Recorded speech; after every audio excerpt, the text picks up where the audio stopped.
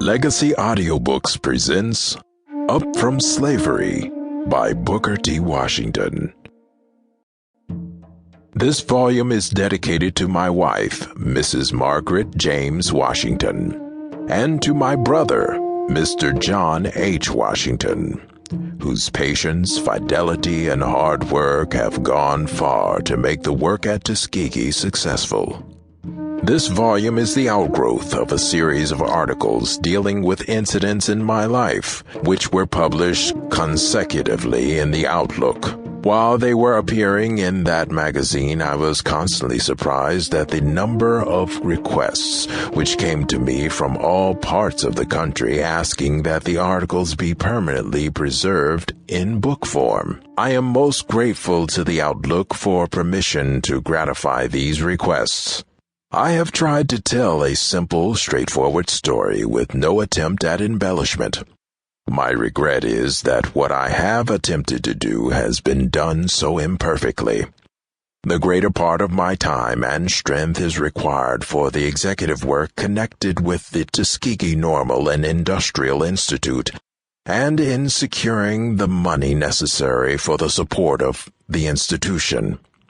Much of what I have said has been written on board trains or at hotels or railroad stations while I have been waiting for trains, or during the moments that I could spare from my work while at Tuskegee. Without the painstaking and generous assistance of Mr. Max Bennett Thrasher, I could not have succeeded in any satisfactory degree. Up From Slavery, Chapter 1. A Slave Among Slaves.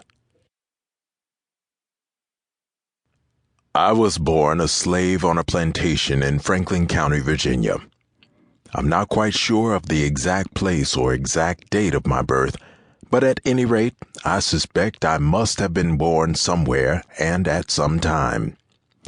As nearly as I have been able to learn, I was born near a crossroads post office called Hales Ford, and the year was 1858 or 1859.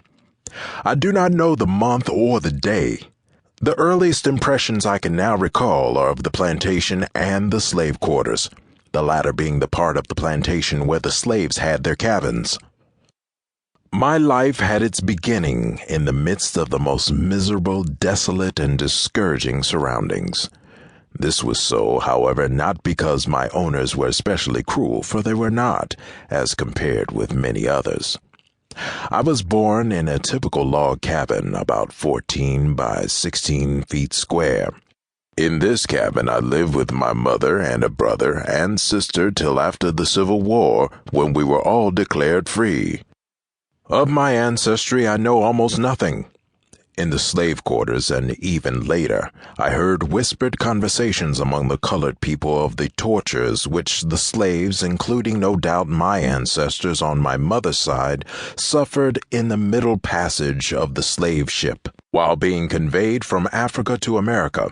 I have been unsuccessful in securing any information that would throw any accurate light upon the history of my family, beyond my mother. She, I remember, had a half-brother and a half-sister. In the days of slavery, not very much attention was given to family history and family records, that is, black family records. My mother, I suppose, attracted the attention of a purchaser who was afterward my owner and hers. Her addition to the slave family attracted about as much attention as the purchase of a new horse or cow. Of my father, I know even less than of my mother.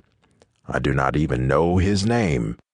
I have heard reports to the effect that he was a white man who lived on one of the nearby plantations. Whoever he was, I never heard of his taking the least interest in me or providing in any way for my rearing. But I do not find especial fault with him.